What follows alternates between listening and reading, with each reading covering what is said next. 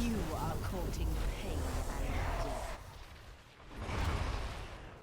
Alright guys, well I'm going to show you guys my personal Ball Lightning Sorcerer build that I kind of finished off yesterday. It's probably kind of similar to some other people's boards. I mean, I've messed around and stuff.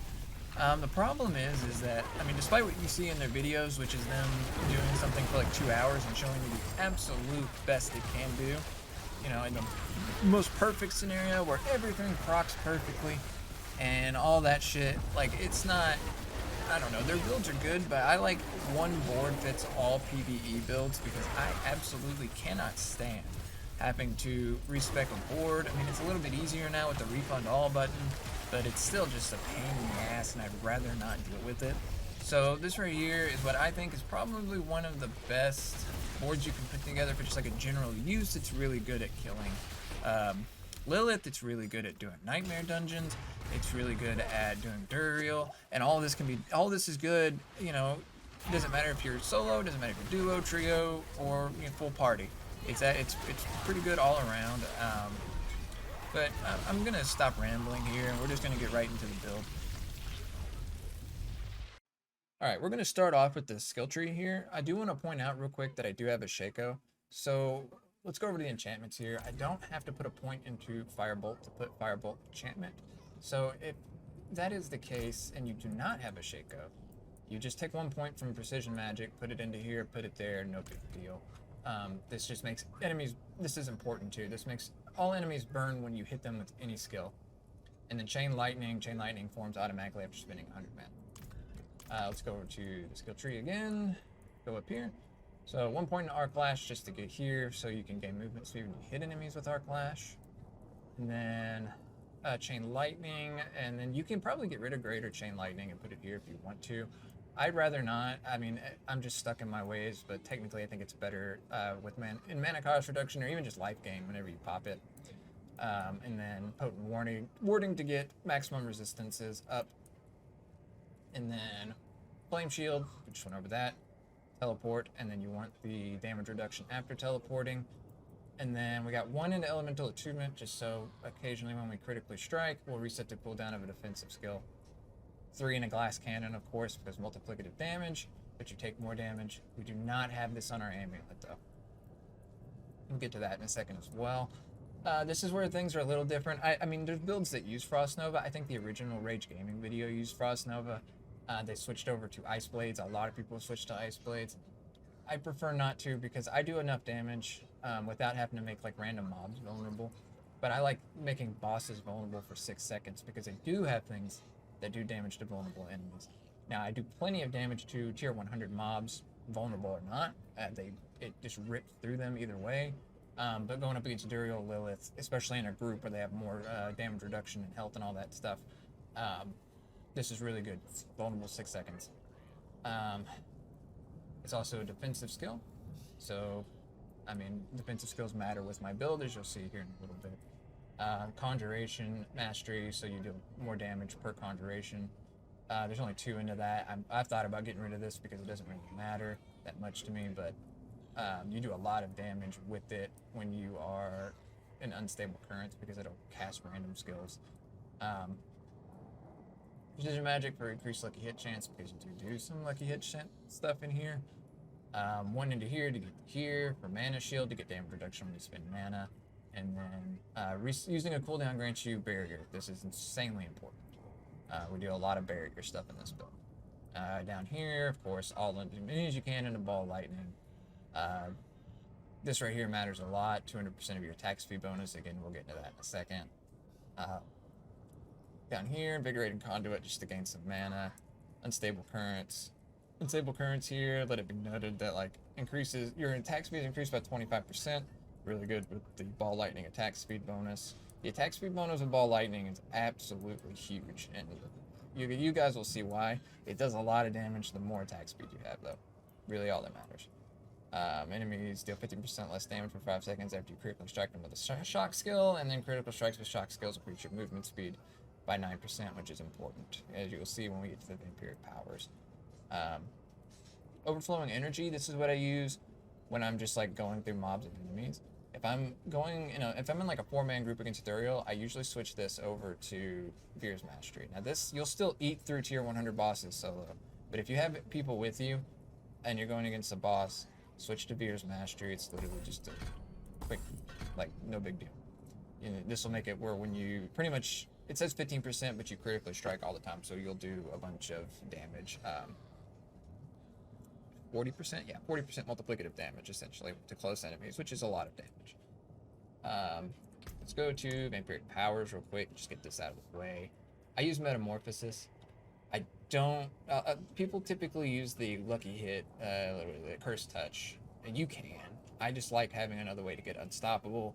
I'm not worried about making every single enemy vulnerable. Only big tough ones, okay? And, like, you can just evade through them. They're vulnerable because of this one, Prey on the Weak, where just Vampiric Cursed enemies are always vulnerable. This is really important too. You deal 16% multiplicative damage to vulnerable enemies. Again, really good against bosses. If you're going up against a tough elite, you can still just evade through them and give them the Vampiric Curse. They're vulnerable. Done. Also, I mean, you can still proc Frost Nova. It just has a little bit of a longer cooldown. Not proc it, sorry. You can still just use it. But, anyway.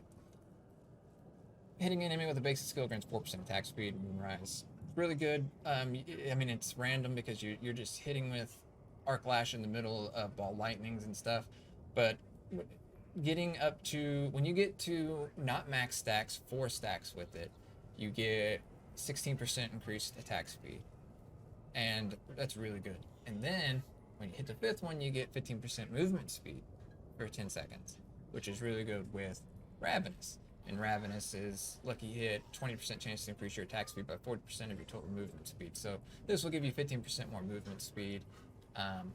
Mixed with everything else that gives you movement speed and things like that. And it says it right there, actually. Current bonus 58.3%. So that's 40% of my movement speed, but I'm pretty sure if I do things, if I do things like this, yes, movement speed maxes out. Right? Anyway. An Infection, which works with the new Talrasha ring that we'll get to in a second. It gives you poison so that you get another element, though. That's the part that matters. Go to equip. I use my Oculus when I'm just going through tier 100 dungeons and stuff, just killing like the little guys, because it does enough work, and it gives you those extra evade charges, right? And then it makes teleport CDR a little bit lower, right? It's just really fun and easy to farm with when you're doing like Hell Tides and stuff.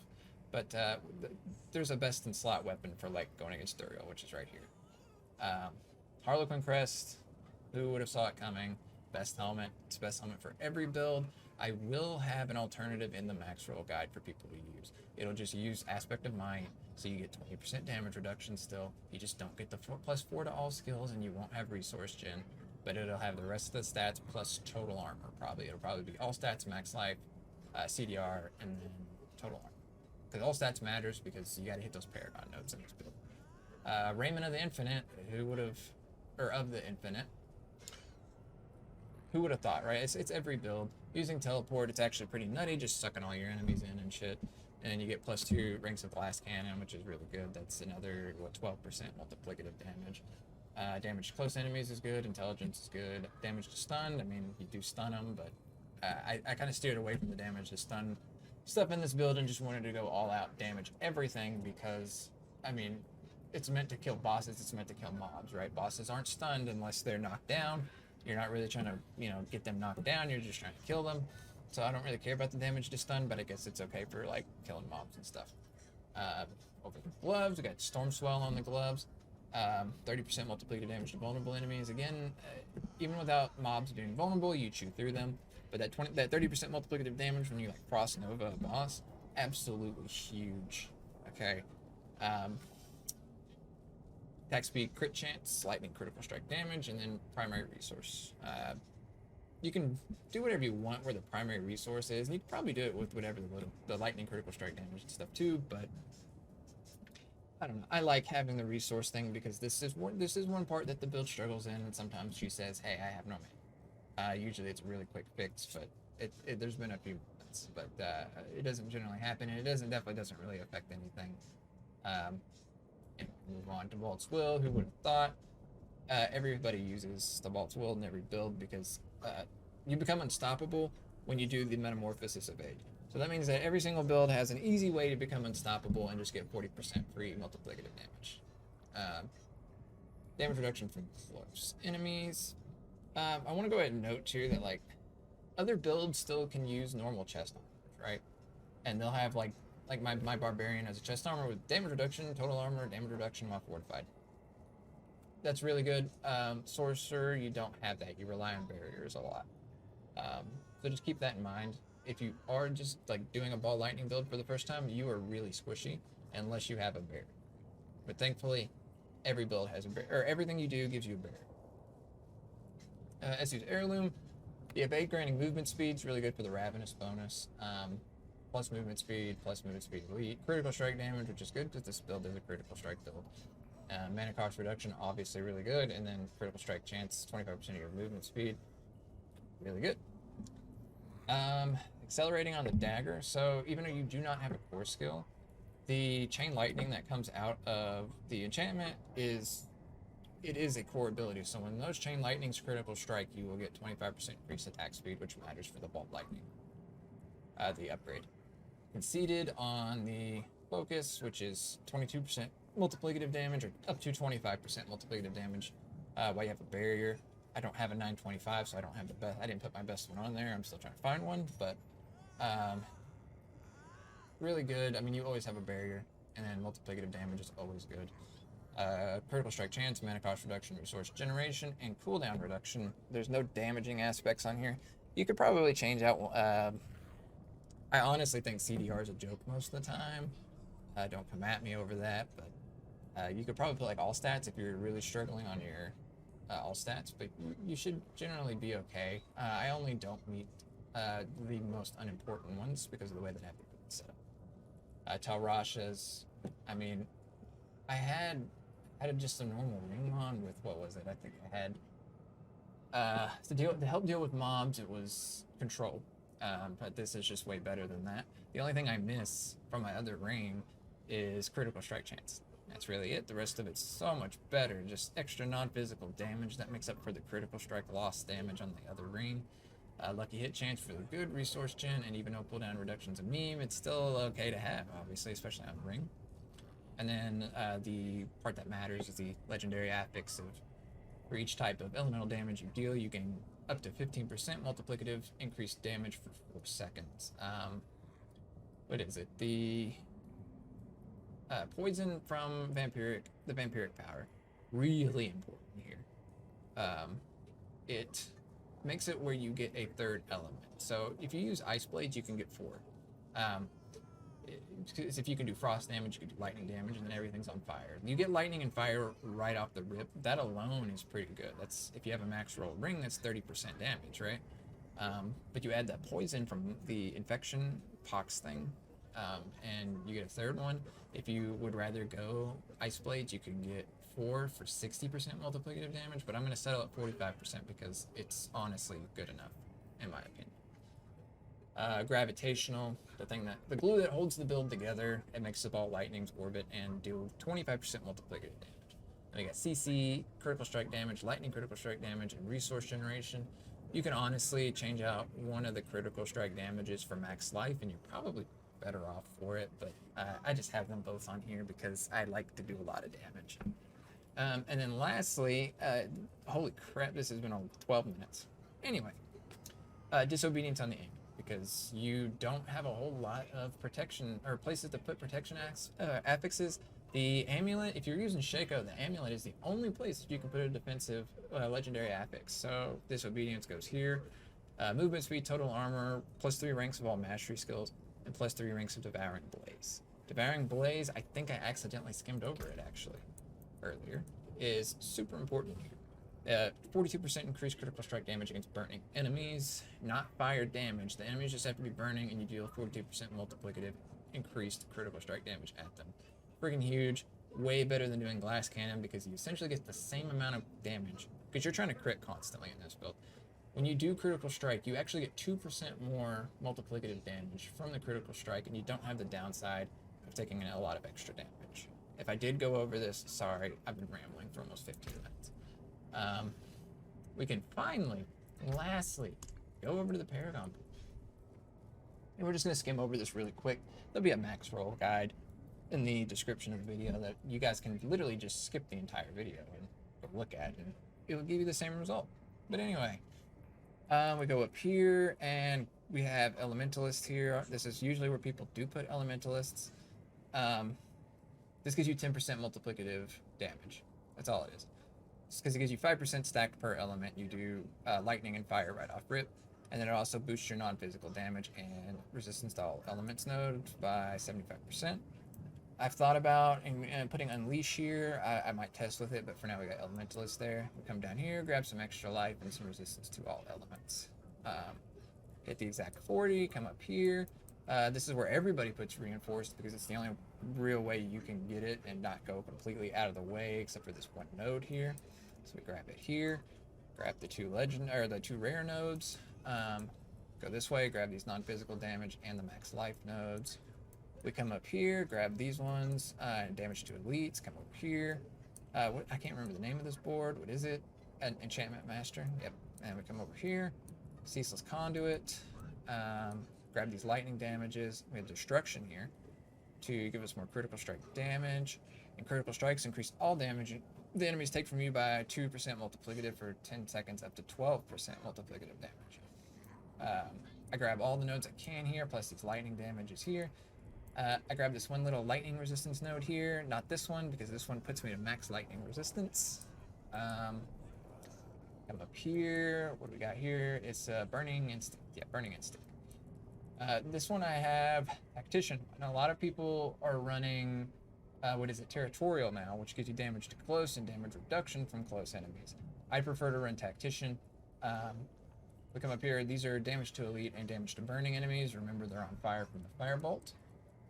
Come down through here, grab these damage to burning enemies. Come through here, grab this damage reduction from burning enemies. So, I prefer Tactician here because you deal 10% multiplicative increased damage for 4 seconds after casting a defensive skill, and we run 3 defensive skills, so you pretty much always have an extra 10% multiplicative damage. But then it also gives the 125% bonus to these rare nodes here. So one of the good things about Territorial is the 15% damage reduction from close. I don't like that because I have plenty of damage reduction from close stuff, but a corpse bow is still going to take me out, right? So this right here, though, the chain lightning that comes off of the enchantment, when that strikes distant enemies, it will still make them burning, and you will get damage reduction from them because they are burning. So even though you get a little bit less, like what 3.7% less damage reduction as a percentage from the close, you get an extra 11.3% damage reduction. And I lost my train of thought. 11.3% damage reduction from all enemies because that chain lightning is going to hit that corpse bow and it's going to be burning for 8 seconds, and it'll be dead before it stops burning, right? And you get damage reduction from that. So I think honestly that this is better. We come up here. We already went over that. This is static, I think, right? Static surge. See, a lot of people go for these like damage to stunned enemies. I really think this is a waste of Paragon nodes to grab these because they're not bad, but they're just flat damage, right? So I prefer not to grab those. We come over here, we have Flame Feeder here, so we deal 10% increased multiplicative damage to burning enemies, and then also an extra 10% increased damage to burning enemies, period. We don't have all of the nodes, we do not have these two, but we have this big chunk right here because it uses dexterity. We do have this node filled out, and yes, this one right here is filled out. We come down here, we grab the legendary node. This will help make enemies vulnerable. This does actually make mobs vulnerable as well, but it's mostly like you want the 10%, the restore 10% of your mana thing. That's pretty much it. That's the main reason for it anyway. Come down here, damage to stun and elites. Come down through here, and the last board, which is Frigid Fate. We come down here, and we have Adept in here, and the only one we don't grab is this one. And this is the only board that me personally, with my all stats and stuff, I don't get these nodes.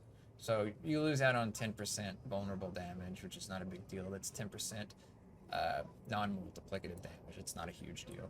And then 10% cold resistance, which doesn't matter because you're going to max out on cold resistance. Anyway, I would almost not grab it if it didn't have intelligence for mastery skill damage from the adept.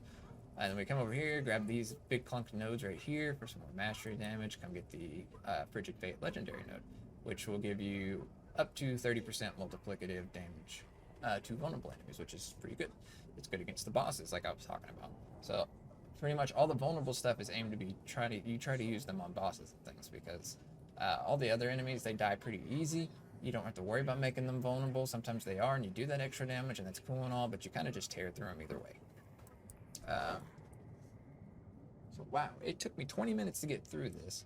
I appreciate anybody who stuck here to listen to me ramble and stuff. It took a lot longer than I thought it would. I hope everybody has a really good rest of their day.